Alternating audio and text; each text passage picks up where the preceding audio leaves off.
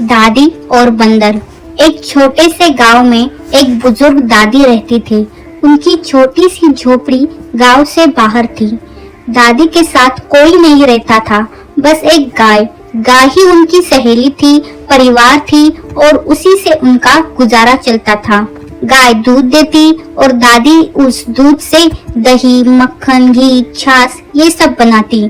सुबह सुबह उठकर वो गाय को चारा डालती, दूध निकालती, फिर गांव जाकर दूध बेचती और बाकी दूध से बने सामान, दही, घी, मक्खन सब अगले दिन बेचने के लिए रख देती।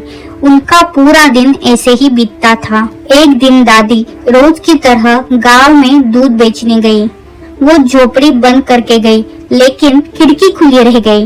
उधर एक बंदर पास के पेड़ पर बैठा था। उसे अंदर से दही की खुशबू आई तो वो बोला, वाह क्या बात है, आज तो लग रहा है दावत तैयार है। वो धीरे से खिड़की के अंदर घुसा। अंदर टेबल पर दही, घी और मक्खन सजे थे।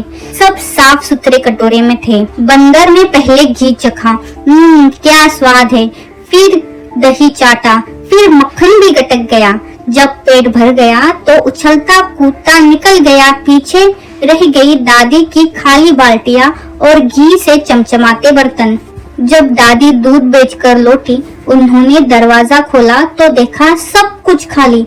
अरे बाप रे, मेरा दही घी कहाँ गया? उन्होंने झोपड़ी के कोने कोने में देखा, लेकिन कुछ नहीं मिला। वो हैरान थी। गांव में ऐसा कौन करेगा? सोचते सोचते थक गई और अगले दिन वही रूटीन शुरू कर दिया। अगले दिन दादी फिर गांव गई। वो जैसे ही लौटी देखा आज भी सब गायब। अरे अब तो चोरी पक्की है। ये कौन खा जा रहा है मेरा सामान? उन्होंने झोपड़ी का दरवाजा धीरे से खोला, चारों तरफ देखा पर कोई नहीं मिला। उसी वक्त खिड़की के पास एक हल्की सी आहट हुई और वहां बैठा था वही शरारती बंदर जो आराम से दही खा रहा था और उंगलियां चाट रहा था।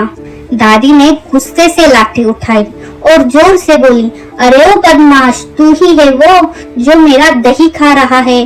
बंदर डर गया, झट से खिड़की से कूदा और पेड़ पे जाके बैठ गया। दादी बोली, रुक जा रे, अब दिखाती हूँ तुझे सबक। उसी रात दादी ने प्लान बनाया, कल इस बंदर को ऐसा चखाऊंगी कि जिंदगी भर याद रखेगा। अगली सुबह दादी ने दूध निकाला, दही और घी बनाया, पर इस बार उन्होंने उसमें खूब सारी लाल मिर्च डाल दी। दही जमाया तो उसमें भी लाल मिर्च मिलाई, घी पिघलाया तो उसमें भी लाल मिर्च घोला। फिर सब कुछ वैसे ही टेबल पे रख दिया और खुद झोपड़ी के बाजू में जाके लकड़ी लेके बैठ गई। हमेशा की तरह बंदर फिर आया। वो धीरे से खिड़की के अंदर घुसा, इधर उधर देखा। अरे वाह, आज भी दादी नहीं है, मतलब मजे ही मजे।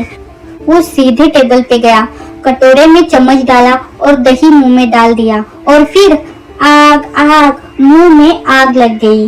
वो उछलता सिर पकड़कर भागा, झोपड़ी में इधर उधर दौड़ा, पानी ढूंढने लगा, लेकिन दादी ने पहले ही सब बर्तन खाली कर रखे थे। वो भागता हुआ बाहर के कुएं तक जा पहुंचा और छपाक पानी में कूद गया। दादी भी पीछे से आई, हाथ में बांस की काठी, चेहरा विजयी। अब बोलो बेटा, मिर्ची का स्वाद कैसा लगा? बंदर कांपते हुए बोला, अजी माफ कर दो, अब से तुम्हारा दही नहीं सिर्फ केले खाऊंगा।